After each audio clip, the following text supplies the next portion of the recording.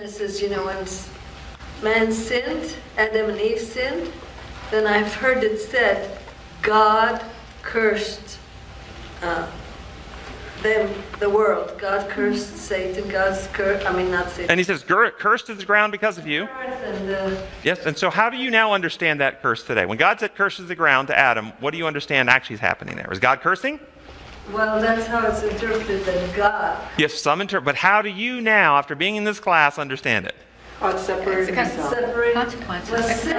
Separated. God is diagnosing. That's what he's doing. Adam, your sin has severed the connection with my construct of my design law. Now, this world is out of harmony with my design. Weeds, thorns, thistles, an enemy is planting all kinds of corruption into the system. This world, it's going to be harder. The ground is now cursed because of what you've done. The ground is cursed because of you. It's a diagnosis.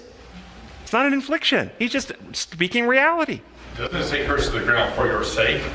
It depends on which translation. Some of them say, curses the ground because of you, curses the ground for your sake. But the actual meaning is, what's happened here is because of your actions.